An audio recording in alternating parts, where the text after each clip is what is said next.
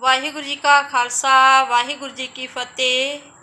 ਜਦੋਂ ਗੁਰੂ ਜੀ ਭਾਈ ਲਾਲੋ ਦੇ ਘਰ ਰਹਿੰਦੇ ਸਨ, ਉਹਨਾਂ ਦਿਨਾਂ ਦੀ ਗੱਲ ਹੈ। ਅਹਿਮਦਾਬਾਦ ਦੇ ਨਵਾਬ ਦਾ ਇੱਕ ਮੰਤਰੀ ਮਲਕ ਭਾਗੋ ਖੱਤਰੀ ਸੀ। ਉਸਨੇ ਬਹੁਤ ਪਾਪ ਕਰਕੇ ਧਨ ਇਕੱਠਾ ਕੀਤਾ ਸੀ।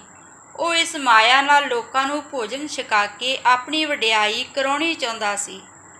ਉਸਨੇ ਇਸ ਇਰਾਦੇ ਨਾਲ ਬ੍ਰਹਮ ਭੋਜ ਕੀਤਾ।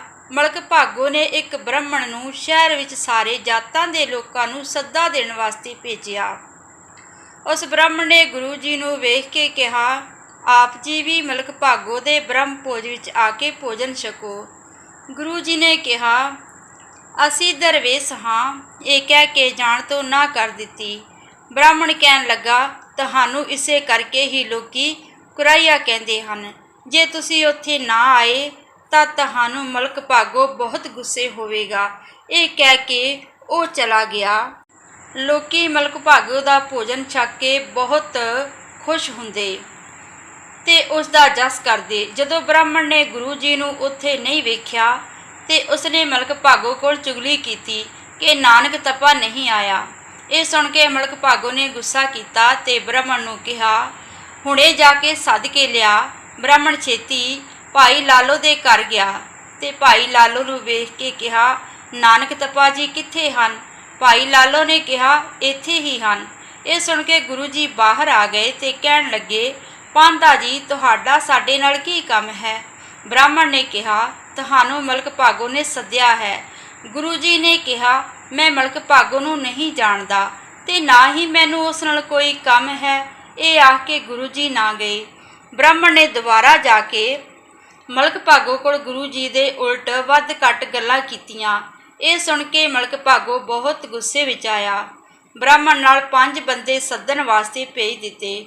ਉਹ ਉੱਥੇ ਜਾ ਕੇ ਗੁਰੂ ਜੀ ਨੂੰ ਕਹਿਣ ਲੱਗਾ, ਤੁਹਾਡੇ ਤੇ ਮਲਕ ਭਾਗੋ ਬਹੁਤ ਗੁੱਸੇ ਹੈ। ਹੁਣ ਜੇ ਤੁਸੀਂ ਨਾ ਗਏ ਤਾਂ ਤੁਹਾਨੂੰ ਫੜ ਕੇ ਲੈ ਜਾਵੇਗਾ। ਇਹ ਸੁਣ ਕੇ ਗੁਰੂ ਜੀ ਮੰਦੀ ਮੱਤ ਵਾਲਿਆਂ ਦਾ ਹੰਕਾਰ ਦੂਰ ਕਰਨ ਵਾਸਤੇ ਤੁਰ ਪਏ। ਆਪ ਜੀ ਨਾਲ ਭਾਈ ਲਾਲੋ ਵੀ ਗਿਆ। ਸ਼ਹਿਰ ਵਿੱਚ ਰੌਲਾ ਪੈ ਗਿਆ ਕਿ ਮਲਕ ਭਾਗੋ ਨਾਨਕ ਤਪੇ ਨੂੰ ਮੰਗਵਾਇਆ ਹੈ। ਵੇਖਣ ਵਾਸਤੇ ਸ਼ਹਿਰ ਦੇ ਬਹੁਤ ਲੋਕ ਆ ਗਏ। ਗੁਰੂ ਜੀ ਨੇ ਮਲਕ ਭਾਗੋ ਨੂੰ ਕਿਹਾ, ਸਾਨੂੰ ਬਾਰ-ਬਾਰ ਕਿਉਂ ਸੱਦਿਆ? ਸਾਡੇ ਨਾਲ ਤੇਰਾ ਕੀ ਕੰਮ ਹੈ? ਮਲਕ ਭਾਗੋ ਨੇ ਕਿਹਾ, ਮੈਂ ਬ੍ਰਹਮ ਭੋਜ ਕੀਤਾ ਹੈ। ਤੁਸੀਂ ਭੋਜਨ ਛਕਣ ਕਿਉਂ ਨਹੀਂ ਆਏ? ਤੁਸੀਂ ਖੱਤਰੀ ਹੋ ਕੇ ਸ਼ੂਦਰ ਦੇ ਘਰ ਭੋਜਨ ਛਕਦੇ ਹੋ। ਬ੍ਰਹਮ ਭੋਜ ਵਿੱਚ ਤੁਸੀਂ ਕੀ ਔਗਣ ਵੇਖਿਆ?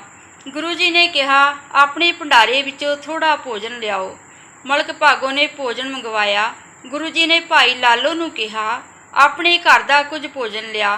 ਭਾਈ ਲਾਲੋ ਆਪਣੇ ਘਰੋਂ ਛੇਤੀ ਕੋਧਰੇ ਦੀ ਰੋਟੀ ਦੇ ਟੁਕੜੇ ਲੈ ਆਇਆ। ਮਲਕ ਭਾਗੋ ਦੇ ਘਰ ਦਾ ਭੋਜਨ ਘਿਓ ਵਿੱਚ ਤਲਿਆ ਸੀ। ਬਹੁਤ ਪ੍ਰਕਾਰ ਦੇ ਪਕਵਾਨ ਥਾਲ ਵਿੱਚ ਪਰੋਸ ਕੇ ਗੁਰੂ ਜੀ ਦੇ ਅੱਗੇ ਰੱਖ ਦਿੱਤੇ। ਗੁਰੂ ਜੀ ਨੇ ਉਸ ਵੇਲੇ ਭਾਈ ਲਾਲੋ ਤੋਂ ਕੋਧਰੇ ਦੀ ਰੋਟੀ ਦੇ ਟੁਕੜੇ ਸੱਜੇ ਹੱਥ ਵਿੱਚ ਤੇ ਖੱਬੇ ਹੱਥ ਵਿੱਚ ਮਲਕ ਭਾਗੋ ਦੇ ਪੂੜੇ ਫੜ ਲਏ।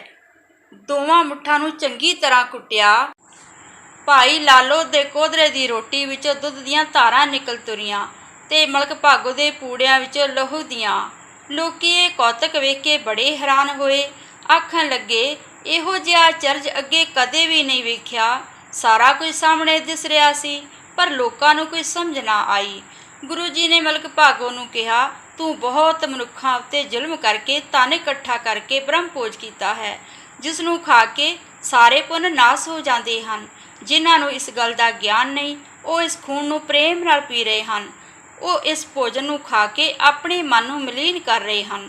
ਜਿਨ੍ਹਾਂ ਨੂੰ ਇਸ ਗੱਲ ਦੀ ਖਬਰ ਹੈ, ਉਹ ਤੇਰਾ ਇਕੱਠਾ ਕੀਤਾ ਲਹੂ ਕਿਉਂ ਪੀਣ? ਤੂੰ ਆਪਣੇ ਅੰਦਰ ਝਾਤੀ ਮਾਰ ਕੇ ਵੇਖ। ਸ਼ੂਦਰ ਦੇ ਘਰ ਦਾ ਭੋਜਨ ਵੇਖ, ਉਸ ਵਿੱਚੋਂ ਦੁੱਧ ਨਿਕਲਿਆ ਹੈ। ਭਾਈ ਲਾਲੋ ਦੇ ਘਰ ਨਿੱਤ ਬ੍ਰਹਮ ਭੋਜ ਹੈ। ਗੁਰੂ ਜੀ ਨੇ ਕਿਹਾ, ਮੈਂ ਇਸ ਕਰਕੇ ਇਸ ਦੇ ਘਰ ਦਾ ਭੋਜਨ ਛਕਦਾ ਹਾਂ। ਇਹ ਆਪਣੇ ਹੱਥੀਂ ਮਿਹਨਤ ਕਰਕੇ ਕਮਾਈ ਕਰਦਾ ਹੈ। ਤੂੰ ਇਸ ਤਰ੍ਹਾਂ ਪੁੰਨ ਕਰਕੇ ਸਾਰਿਆਂ ਨੂੰ ਵਿਖਾ ਰਿਹਾ ਹੈ। ਆਪਣਾ ਜਸ ਸੁਣ ਕੇ ਹੰਕਾਰ ਕਰਦਾ ਹੈ। ਗੁਰੂ ਜੀ ਤੋਂ ਇਸ ਤਰ੍ਹਾਂ ਦੇ ਬਚਨ ਸੁਣ ਕੇ ਉਹ ਈਰਖਾ ਵਿੱਚ ਸੜ ਗਿਆ ਤੇ ਉਸ ਦੀ ਕੋਈ ਪੇਸ਼ ਨਾ ਗਈ। ਉਸਨੇ ਸ਼ਰਮਸਾਰ ਹੋ ਕੇ ਮੂੰਹ ਥੱਲੇ ਕਰ ਲਿਆ।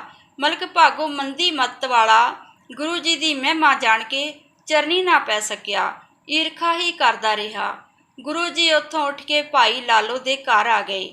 ਜਿਹੜੇ ਸ੍ਰੇਸ਼ਟ ਬੁੱਧੀ ਵਾਲੇ ਮਨੁੱਖ ਸਨ, ਉਹਨਾਂ ਨੇ ਗੁਰੂ ਜੀ ਦੀ ਬਹੁਤ ਵੱਡੀ ਮਹਿਮਾ ਜਾਣੀ। ਉਹ ਜਿੱਥੇ ਵੀ ਗੁਰੂ ਜੀ ਨੂੰ ਮਿਲਦੇ ਉੱਥੇ ਹੀ ਉਹਨਾਂ ਦੇ ਚਰਨਾਂ 'ਤੇ ਮੱਥਾ ਟੇਕਦਾ। ਕਹਿੰਦੇ ਕਿ ਇਹਨਾਂ ਵਿੱਚ ਅਜਾਰ ਸ਼ਕਤੀ ਹੈ। ਵਾਹਿਗੁਰੂ ਜੀ ਕਾ ਖਾਲਸਾ, ਵਾਹਿਗੁਰੂ ਜੀ ਕੀ ਫਤਿਹ।